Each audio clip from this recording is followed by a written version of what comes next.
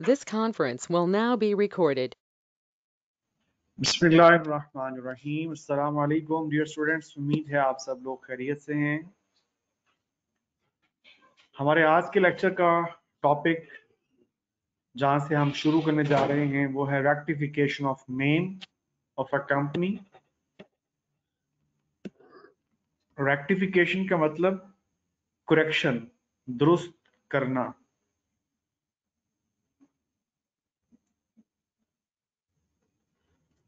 अगर इन एडवर्टेंस, इस लफ्ज का मतलब होता है गलती।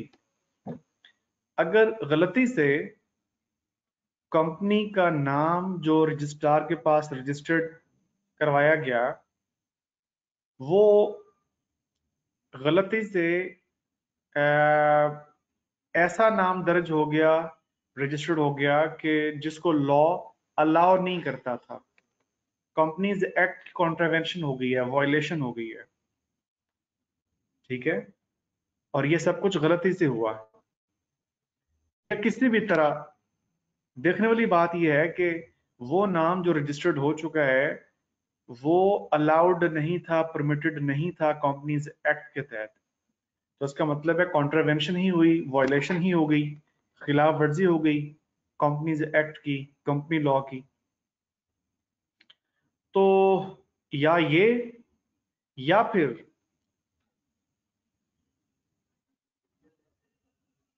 जो नाम ऑब्टेन किया गया रजिस्ट्रार से कंपनी के लिए, वो गलत या इनकरेक्ट इंफॉर्मेशन फर्निश करके, प्रोवाइड करके, मुहैया करके वो नाम रजिस्ट्रार से लिया गया और कंपनी उस नाम से रजिस्टर करवाई गई। तो इन दोनों में से अब कोई भी सूरत है तो अब इसकी करेक्शन तो करवानी ही करवानी है। उस नाम की करेक्शन, रेक्टिफिकेशन तो करवानी ही है। तो या तो कंपनी खुद अप्लाई कर सकती है रजिस्ट्रार को, या रजिस्ट्रार खुद भी कंपनी को डायरेक्शन दे सकता है। तो इन दोनों में से किसी भी तरह से उस नाम की करेक्शन और रेक्टिफिकेशन करवाई जा सकती है। तो पहला पॉइंट है, कंपनी खुद नाम चेंज करवा सकती है, नाम की रेक्टिफिकेशन करवा सकती है रजिस्ट्रार की अप्रूवल से। और दूसरा तरीका यह है कि अगर रजिस्ट्रार को मालूम हो गया था, ये जो हमने ऊपर ये दो पॉइंट्स पढ़े हैं, ये वाला और ये दूसरा ये पॉइंट, अगर रजिस्ट्रार को मालूम हो गया तो रजिस्ट्रार कंपनी को डायरेक्शन दे सकता है। तो जब कंपनी को डायरेक्शन मिली रजिस्ट्रार की तरफ से, तो फिर इस डायरेक्शन के रिसीव होने के 30 डेज के अंदर अंदर अब कंपनी रजिस्ट्रार की अप्रूवल से ये नाम चेंज करवा लेगी, रेक्टिफाई करवा लेगी, करेक्शन करवा लेगी। लेकिन अगर रजिस्ट्रार ने डायरेक्शन देनी है कंपनी को कि आके अपना नाम चेंज करवाएं, रेक्टिफाई करवाएं, दुरुस्त करवाएं, तो इस डायरेक्शन के इशू करने से पहले रजिस्ट्रार कंपनी को एक मौका जरूर देगा कि कंपनी का अगर कोई मौकिफ है, कोई पॉइंट ऑफ व्यू है, कोई रिप्रेजेंटेशन, अगर कंपनी की तरफ से कोई स्टेटमेंट अगर दिया जाना है अगेंस्ट द प्रपोज्ड डायरेक्शन, तो कंपनी वो अपना मौकिफ, अपना पॉइंट ऑफ व्यू, अपना बयान, अपना स्टेटमेंट रजिस्ट्रार को आके दे सके। तो डायरेक्शन की इशुएंस से पहले कंपनी को एक मौका जरूर मुहैया किया जाएगा कि कंपनी क्या कहना चाहती है इस मामले के बारे में, नेम की रेक्टिफिकेशन के मामले के बारे में कंपनी का मौकफ क्या है। तो डायरेक्शन के इशू करने से पहले रजिस्ट्रार एक अपॉर्चुनिटी, एक मौका जरूर मुहैया करेगा कंपनी को कि कंपनी की जानिब से एक रिप्रेजेंटेशन, मतलब स्टेटमेंट जमा करवाई जा सके। जी जरा बता दें, पॉइंट समझ आ गया? अच्छा, इसके बाद है failure to comply with the direction. अब अगर मौका भी दिया गया था कंपनी को, कंपनी रजिस्ट्रार को सेटिस्फाई नहीं कर सकी, अब रजिस्ट्रार ने डायरेक्शन इशू कर दी है कंपनी को कि जी आके अपना नाम रेक्टिफाई करवाएं। तो अभी हमने ऊपर पीरियड पढ़ लिया है कि 30 डेज के अंदर अंदर फिर इस नाम को रेक्टिफाई करवाना होता है रजिस्ट्रार की अप्रूवल से। तो अगर ये 30 डेज का पीरियड गुजर गया, मतलब ये जो स्पेसिफाइड पीरियड था ये गुजर गया, इसके अंदर अंदर कंपनी ने ये रेक्टिफिकेशन नहीं करवाई, कंप्लायंस नहीं की, कंप्लायंस विद द डायरेक्शन नहीं की, मतलब रजिस्ट्रार की डायरेक्शन के ऊपर अमल दरामद करते हुए नाम रेक्टिफाई नहीं करवाया और ये पीरियड गुजर गया, तो इस सूरत में फिर रजिस्ट्रार खुद उस रजिस्टर में जो कंपनी के नेम्स का जो रजिस्टर होता है उसमें new name of the company enter कर देगा, जो कि वो खुद सिलेक्ट करेगा, ठीक है, और उस नाम के साथ इस कंपनी को रजिस्टर कर दिया जाएगा। और फिर रजिस्ट्रार एक सर्टिफिकेट भी इशू कर देगा, certificate of incorporation on change of name, ठीक है जी। और अब फिर कंपनी इस नाम को फॉलो करने की पाबंद है, ठीक है। और अगर कंपनी अब एतराज करती है कि जी हमें तो ये नाम पसंद नहीं है जो रजिस्ट्रार ने सिलेक्ट किया है, तो जनाब पहले आपको यानी कंपनी को मौका दिया था ना कि आए आप लेके आ जाए नाम कोई, तो रजिस्ट्रार की अप्रूवल से आप आके वो नाम रखवा लें, रेक्टिफाई करवा लें, तसहीह करवा लें, दुरुस्त करवा लें। तो जब वो वक्त गुजर गया और कंपनी ने रजिस्ट्रार की डायरेक्शन की कंप्लायंस नहीं की, उसके ऊपर अमल दरामद नहीं किया, तो फिर रजिस्ट्रार ने अपनी मर्जी से रख लिया, तो अब उसके ऊपर ऑब्जेक्शन किसी भी किस्म का कंपनी की जानिब से एक्सेप्टेबल नहीं होगा, ठीक है। अब एक पेनल्टी भी यहाँ पे देखें लिखी हुई है, पेनल्टी भी इम्पोज की जाएगी। तो अगर रजिस्ट्रार की डायरेक्शन को कंप्लाई नहीं किया, उसके ऊपर अमल दरामद कंपनी ने नहीं किया, या जो रजिस्ट्रार ने खुद नाम चेंज किया है और कंपनी को बता दिया था कि आइंदा से इस नाम को आप इस्तेमाल करें, तो रजिस्ट्रार के बताने के बावजूद कंपनी पहले वाला नाम ही, प्रीवियस नेम ही इस्तेमाल करती रही, तो इस सूरत में फिर कंपनी के ऊपर पेनल्टी इंपोज की जाएगी, ठीक है जी। कंपनी पेनल्टी के लिए लायबल होगी जी। पॉइंट समझ आ गया? अच्छा, इसके बाद है change of name by a company. अब जो हम टॉपिक शुरू करने लगे हैं ये है कंपनी का नाम अगर चेंज करवाना है तो।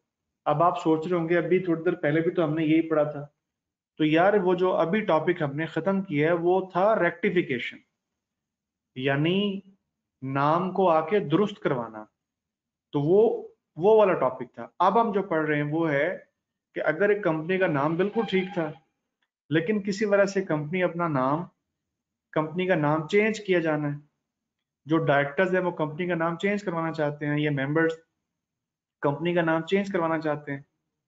मिसाल के तौर पे उन्हें लग रहा था कि यार ये नाम जो है थोड़ा आउटडेटेड हो गया है, पुराना हो गया है, ठीक है, जदीद वक्त जदीद तकाजों के मुताबिक कोई नाम होना चाहिए, मॉडर्न सा, तो या कोई भी और वजह है नाम चेंज करवाने की कंपनी का, तो अब हम जो टॉपिक पढ़ने लगे वो ये वाला है, change of name by a company. उम्मीद करता हूँ आपको फर्क समझ आ गया होगा पिछले टॉपिक के साथ इस टॉपिक का। तो अगर एक कंपनी का नाम चेंज करवाया जाना है तो इसका प्रोसीजर क्या होगा? तो सबसे पहला पॉइंट है जी, स्पेशल रेजोल्यूशन पास की जाए। और स्पेशल रेजोल्यूशन पास करने का मतलब आप सबको पता है, याद आ गया जी। स्पेशल रेजोल्यूशन के बारे में ऑलरेडी हमने पढ़ा हुआ है किस तरह पास की जाती है। तो स्पेशल रेजोल्यूशन पास की जाए और उसके साथ दूसरी रिक्वायरमेंट है रजिस्ट्रार से अप्रूवल ली जाए, रजिस्ट्रार से परमिशन ली जाए, ठीक है। तो ये दो काम कर लें तो कंपनी का नाम चेंज हो सकता है। अच्छा, इसके बाद है अप्रूवल नॉट रिक्वायर्ड। एक सूरत ऐसी भी है कि जिसमें कंपनी को रजिस्ट्रार की अप्रूवल रिक्वायर्ड नहीं होगी ये नेम चेंज करने के सिलसिले में। तो वो कौन सा सिनेरियो है जी कि जिसमें रजिस्ट्रार की जानिब से अप्रूवल रिक्वायर्ड नहीं है? तो पहले जरा सुन लें, फिर बाद में ये पैराग्राफ पढ़ते हैं, पहले जुबानी सुन लें। देखिए, अगर एक कंपनी की टाइप ही चेंज की जानी है, मिसाल के तौर पे पहले वो एसएमसी प्राइवेट थी, अब उसको अदर देन एसएमसी प्राइवेट में कन्वर्ट करना है, या पहले वो प्राइवेट कंपनी थी और अब उसको पब्लिक में कन्वर्ट करना है, ठीक है, या वाइस वर्सा। तो जाहिर सी बात है कि ये कोई मतलब ये कोई बहुत मामूली काम नहीं है, ऑर्डिनरी सी काम नहीं, ये बड़ा अहम काम है। और याद रख लें कि ये कंपनी की टाइप को ही कन्वर्ट करना, तो इसके लिए अलग से कानून में एक प्रोसेस मौजूद है जिसको फॉलो करना पड़ता है, ठीक है। कंपनीज एक्ट के अंदर वो रिक्वायरमेंट गिवन है जिसको फॉलो करके, फुलफिल करके, कंप्लाई करके तो ये कंपनी की टाइप चेंज की जा सकती है, ठीक है। तो अगर वो तमाम प्रोसेस फुलफिल किया गया, कंप्लाई किया गया और कंपनी की जो टाइप है वो बदलवा ली गई, कन्वर्जन हो चुकी है, जैसे पहले प्राइवेट थी और अब पब्लिक हो गई है, या पहले पब्लिक थी और अब प्राइवेट हो गई है, तो अगर वो कन्वर्जन करवा ली गई है लॉ में दिए गए प्रोसेस को फुलफिल करके, तो फर्ज करें पहले उस कंपनी का नाम था स्टार्स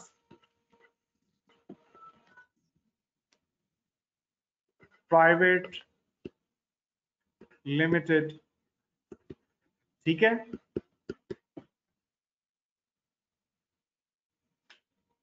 और अब ये प्राइवेट से पब्लिक में कन्वर्ट हो चुकी है, तो आप ये पढ़ चुके हैं कि पब्लिक कंपनी के नाम के साथ सिर्फ लफ्ज लिमिटेड आता है, पब्लिक लिमिटेड कंपनी के नाम के साथ सिर्फ लफ्ज लिमिटेड आता है, यहाँ पे पब्लिक नहीं लिखा जाता।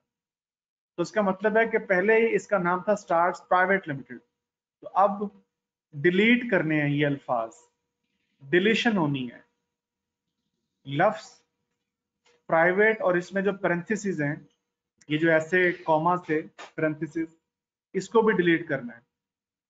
तो अब कानून कहता है कि फकत ये वाला जो काम है ना कि इसको डिलीट करना है, नाम में से ये अल्फाज अब डिलीट करने हैं, तो इसके लिए वंस अगेन रजिस्ट्रार के पास जाके अप्रूवल लेने की जरूरत नहीं है। इसी तरह इसको वाइस वर्सा करें, अगर ये कंपनी लिमिटेड थी तो इस कंपनी के नाम के साथ लफ्ज लिमिटेड लिखा हुआ था, ठीक है।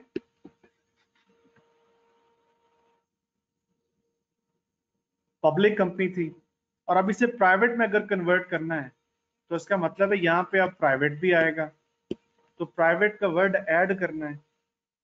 तो अगर लॉ में दिए गए प्रोसीजर को फुलफिल करने के बाद ये टाइप कन्वर्ट हो चुकी है, पब्लिक थी पहले, अब प्राइवेट में कन्वर्ट हो चुकी है, पहले इस कंपनी के नाम के साथ लफ्ज प्राइवेट नहीं आता था, अब चूंकि ये प्राइवेट में कन्वर्ट हो चुकी है तो ये वर्ड ऐड करना पड़ेगा। तो फकत इतने से काम के लिए ये जो एडिशन है, वर्ड प्राइवेट और पैरेंथेसिस, इस एडिशन के करने के लिए कंपनी के नाम के साथ अब आपको वंस अगेन रजिस्ट्रार के पास जाने की जरूरत नहीं है और अप्रूवल लेने की जरूरत नहीं है कि जी नाम के साथ अभी हम इजाफा कर लें। जी जरा बताएं, ये बात समझ आ गई? ओके, चले, बहुत अच्छी बात है। तो ये है जी टॉपिक आपका, ठीक है, ये अब ये आप डिटेल से देख सकते हैं यहाँ पे।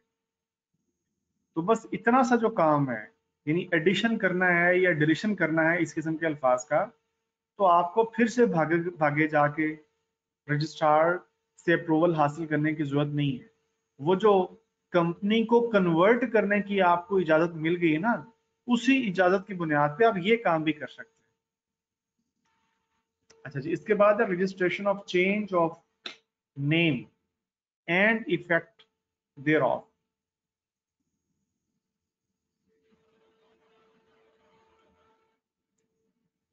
अगर कंपनी का नाम चेंज हो गया है तो अब रजिस्ट्रार की तरफ से एक नया सर्टिफिकेट ऑफ इनकॉर्पोरेशन इशू किया जाएगा और रजिस्ट्रार कंपनी का जो नया नेम है वो अपने रजिस्टर में दर्ज कर लेगा, जिस रजिस्टर में कंपनीज के नेम्स दर्ज होते हैं। तो फॉर्मर नेम की जगह पे नया नेम, पुराने नेम, साबका नेम की जगह पे नया नेम कंपनी का रजिस्टर में दर्ज कर दिया जाएगा और registrar certificate of incorporation issue कर देगा। ठीक है जी। और जो ही ये सर्टिफिकेट इशू हुआ, ये चेंज ऑफ नेम का जो प्रोसेस है ये कंप्लीट हो जाएगा। अच्छा, इसके बाद है mentioning old name with new name. ठीक है जनाब, ये तो हो गया। अब नेक्स्ट रिक्वायरमेंट ये है कि कंपनी नए नाम के साथ साथ जो पहले वाला नाम है वो 90 दिन तक के लिए लिखेगी। नया नाम तो लिखना ही लिखना है आपने, लेकिन नए नाम के साथ साथ पुराना नाम भी लिखा जाएगा। और ये रिक्वायरमेंट सिर्फ और सिर्फ 90 डेज के पीरियड तक के लिए है। अच्छा, नए नाम के साथ साथ पुराना नाम कहाँ कहाँ लिखना है? On the outside of every office or place in which its business is carried on. और इसके साथ साथ कंपनी की तरफ से जो भी कोई डॉक्यूमेंट इशू किया जाए या कोई नोटिस इशू किया जाए, उस डॉक्यूमेंट और नोटिस के ऊपर भी नए नाम के साथ साथ पुराना नाम भी लिखा हुआ होना चाहिए। उसकी वजह यही है कि जी जरा आगाही हो जाए सब लोगों को, थर्ड पार्टीज को, कि जिस कंपनी का पहले वाला नाम ये था, अब उसका मौजूदा नाम, नया नाम ये है। इसके बाद है जी no effect on legal proceedings. अच्छा, अगर ये कंपनी का नेम चेंज करवा भी लिया गया है तो इसके बावजूद अब लॉ ये कहता है कि कंपनी के जो राइट्स हैं या ऑब्लिगेशंस वगैरह हैं वो अफेक्ट नहीं होंगे। ठीक है। और इसी तरह अगर इस कंपनी की जानिब से या इस कंपनी के अगेंस्ट कोई लीगल प्रोसीडिंग्स वगैरह चल रही थी, कोई कानूनी कार्रवाई, कोई मुकदमात वगैरह चल रहे थे, तो वो भी अफेक्ट नहीं होंगे, वो भी कंटिन्यू रहेंगे। ठीक है। इसी नाम के साथ वो मुकदमात वगैरह भी जारी रहेंगे। जी जरा बताएं, बात समझ आ गई भाई? ये पॉइंट समझ आ गया? ओके गुड, आगे चलते हैं। Publication of name by company and penalty. Publication मतलब पब्लिश करना, प्रिंट छापना, लिखा जाना, मेंशन करना। तो नेम ऑन बिजनेस प्लेसेस, तो हर कंपनी के लिए ये रिक्वायरमेंट है कि वो कॉन्स्पिकुअस पोजीशन पे डिस्प्ले करे। कॉन्स्पिकुअस मतलब नुमाया, प्रोमिनेंट, नुमाया पोजीशन पे डिस्प्ले होना चाहिए। और ना सिर्फ नुमाया पोजीशन पे बल्कि ऐसे लेटर्स और कैरेक्टर्स में कि जो आसानी से पढ़े जा सके। लीजिबल मतलब पढ़े जा सके आसानी से, अंग्रेजी जुबान में या उर्दू जुबान में। वो जो कंपनी का नाम है, वो कंपनी का नाम और कंपनी का रजिस्ट्रेशन नंबर वो डिस्प्ले किया जाए। कहाँ कहाँ पे? रजिस्टर्ड ऑफिस के बाहर, और हर ऑफिस या वो हर जगह कि जहां कंपनी का बिजनेस कैरी ऑन किया जा रहा है। ठीक है जी। तो कंपनी का नाम इस अंदाज में डिस्प्ले होना चाहिए। जी बता दें, बात समझ आ गई है बच्चों? ओके, नेक्स्ट पॉइंट है सर्टिफिकेट ऑफ इनकॉर्पोरेशन। अच्छा, कंपनी का जो सर्टिफिकेट ऑफ रजिस्ट्रेशन है, सर्टिफिकेट ऑफ इनकॉर्पोरेशन है, उसकी सर्टिफाइड कॉपी डिस्प्ले होनी चाहिए। कहां कहां पे? At every place of business of the company. ठीक है। शायद आप लोगों को भी इत्तेफाक हुआ हो, कभी आप गए हो किसी कंपनी के ब्रांच ऑफिस में या रजिस्टर्ड ऑफिस में, तो वहां पे ये सर्टिफिकेट ऑफ रजिस्ट्रेशन डिस्प्लेड होता है जिसके ऊपर कंपनी का नाम और कंपनी का रजिस्ट्रेशन नंबर लिखा हुआ होता है। ठीक है। इसके बाद नेम ऑन डॉक्यूमेंट्स। अच्छा, ये तो हो गया जी कि डिस्प्ले कहाँ पे करना है certificate of incorporation, certificate of registration. भी जिसे आप कह सकते हैं। अब आ जाए कि कंपनी का नाम कौन कौन से डॉक्यूमेंट्स पे किस अंदाज में लिखा हुआ होना चाहिए। तो उसमें लॉ की रिक्वायरमेंट ये है कि जो कंपनी का नाम है वो मेंशन्ड होना चाहिए, और वो भी किस अंदाज में, लिजिबल, इसका तर्जुमा ऊपर आपको बता चुका हूं, जिसे आप आसानी पढ़ सकें। अंग्रेजी जुबान में या उर्दू जुबान में कंपनी का नाम जो है वो मेंशन होना चाहिए, बिल्स ऑफ एक्सचेंज में, प्रॉमिसरी नोट्स में, एंडोर्समेंट्स में, चेक्स में, या ऑर्डर्स फॉर मनी में, और goods purporting to be signed by or on behalf of the company, उन गुड्स के ऊपर, और बिल्स ऑफ पार्सल्स के ऊपर, इनवॉइसेस के ऊपर, रिसीट्स के ऊपर, एलसीज के ऊपर। तो इन तमाम डॉक्यूमेंट्स के ऊपर कंपनी का नाम लिखा हुआ होना चाहिए, या अंग्रेजी जुबान के कैरेक्टर्स में या उर्दू जुबान के कैरेक्टर्स में, और वो भी इस तरह के जिसे आसानी से पढ़ा जा सके। इसके बाद name and particulars on documents. So her company का नाम, एड्रेस, उसके रजिस्टर्ड ऑफिस का, telephone number, fax number, email और वेबसाइट एड्रेस अगर है तो ये चीजें प्रिंटेड होनी चाहिए। कहाँ पे? कंपनी के लेटर हेड के ऊपर, and all it's documents, notices and other official publications. तो इन तमाम डॉक्यूमेंट्स के ऊपर कंपनी का जो नेम है और जो बाकी चीजें मैंने अभी बताई हैं आपको, ये प्रिंटेड होनी चाहिए। और इसके बाद है पेनल्टीज। अच्छा जी, अगर कंपनी का नाम डिस्प्ले नहीं किया गया था उस अंदाज में कि जिस अंदाज में कंपनीज एक्ट की रिक्वायरमेंट है कि कंपनी का नाम इस अंदाज में डिस्प्लेड होना चाहिए, ये जो ऊपर आप पढ़ चुके हैं रजिस्टर्ड ऑफिस के बाहर और जितनी भी वो आपने रिक्वायरमेंट्स पढ़ी हैं, तो अगर उन रिक्वायरमेंट्स के मुताबिक कंपनी का नेम डिस्प्ले नहीं किया गया तो ना सिर्फ कंपनी बल्कि जो ऑफिसर भी इसका कसूरवार है उस पे लेवल 1 के मुताबिक पेनल्टी इंपोज की जाएगी। और अगर, अब इस पैराग्राफ पे आते हैं, और अगर एक डॉक्यूमेंट ऐसा इशू किया गया कंपनी की तरफ से कि जिस डॉक्यूमेंट में कंपनी के ऊपर कोई लोन था, उस लोन या उस डेट की रीपेमेंट के बारे में लिखा हुआ था कि कंपनी की तरफ से ये रकम अदा की जाएगी, तो अगर कोई ऐसा है कि डॉक्यूमेंट इशू किया गया कंपनी की जानिब से कि जिसमें कंपनी के ऊपर कोई लाइबिलिटी थी, कोई डेट, कोई लोन वगैरह था जो कि कंपनी ने किसी को अदा करना था, तो उसकी अदायगी के बारे में उस डॉक्यूमेंट में लिखा हुआ था, तो भाई उस डॉक्यूमेंट में फिर कंपनी का नाम वाजिब तौर पर लिखा हुआ होना चाहिए था ना।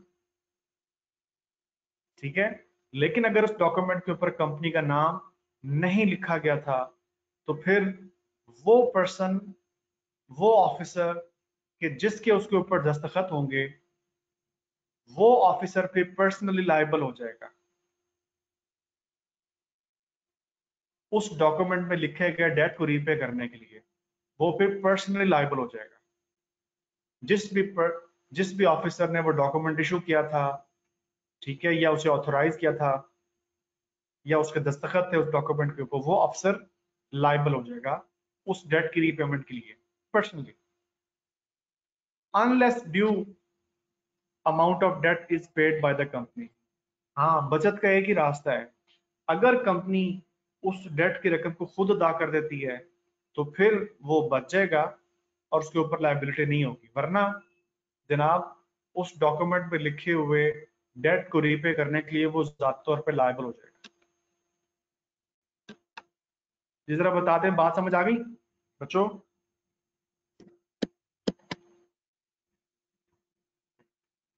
चलो,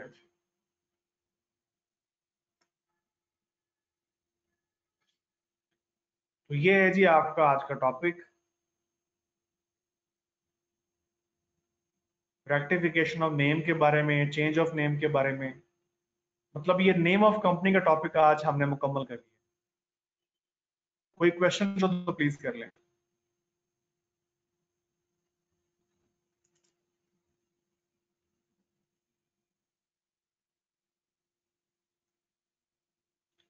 एनी क्वेश्चंस?